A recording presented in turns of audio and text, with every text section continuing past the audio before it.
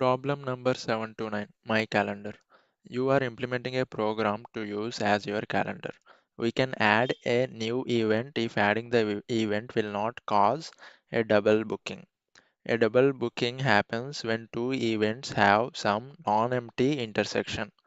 The event can be represented as a pair of integers start and end that represents a booking on the half open interval start end, the range of real numbers such that start less than or equal to x less than end.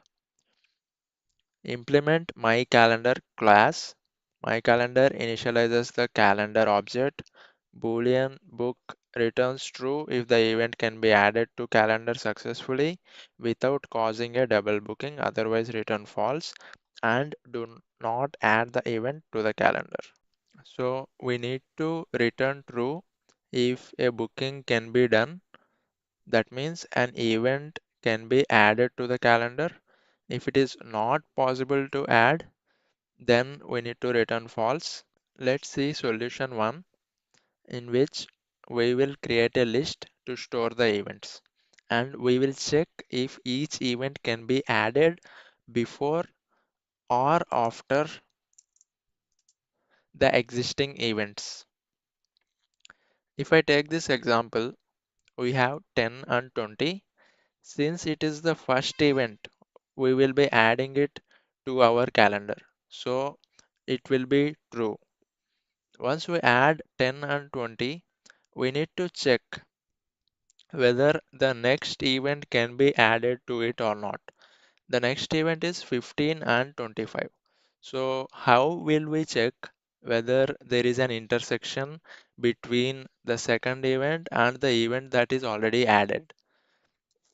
We need to check the start and end of the event.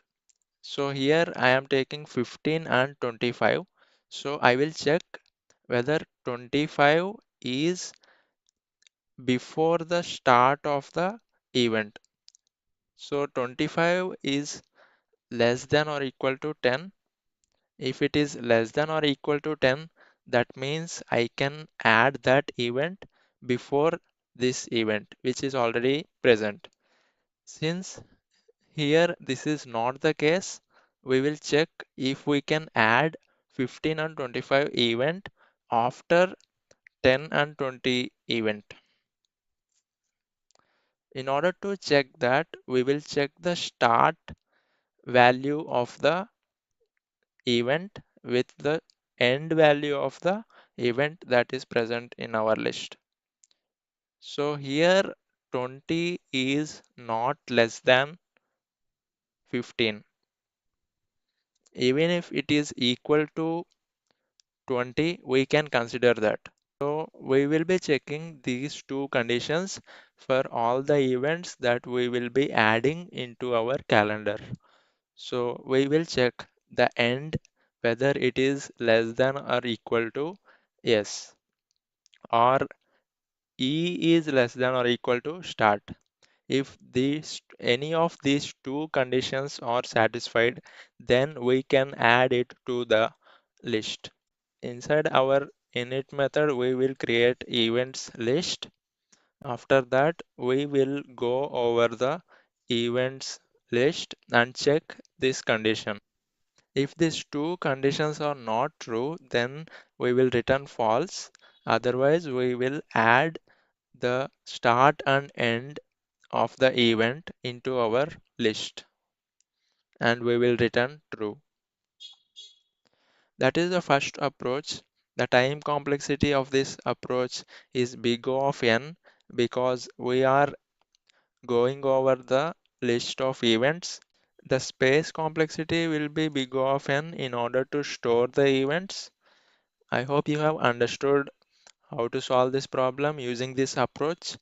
Now let's see how to do this using binary search tree. We will be creating a tree class and inside that we will use init method in order to create the left and right of the node, and along with that we will be storing the start and end of each event.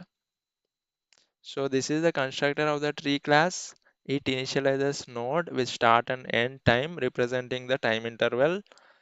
This node will have two pointers. One is left and other is right, which will point to other three nodes representing earlier and later intervals. This is the first method. The second method we will create in the tree class will be insert method, and insert method we will try to insert the new events by checking the start and end values. And we will use while loop to iterate over the entire nodes in the tree. So we will start with the start value and check if it is greater than or equal to the end value of the current node. If it is greater, then that means we can add it to the right side. And if we already have a current, if we already have a node on the right side, we will just shift our current node to the right side, and it will continue to iterate until we reach the end of the right node. And if we do not have the right node, we will create the right node and insert the start and end values into a tree. So current dot right equal to the tree. This is the first case. The next case will be to check if the end value is less than or equal to the start value of current node. If it is less than or equal to start value of current node, that means we can add it to the left of our tree. So the same process as seen before, now that is on the left side. If these two conditions are not satisfied, that means we cannot add it to the tree. So we will return false. Now in order to implement the class which we have created, we will create the root node and initialize it as none. We will add the start and end values of the first event to create it as a node. We can start inserting the next events and check whether that is returning true or false. I hope you have understood this approach. That is all in this video. I will see you in the next one.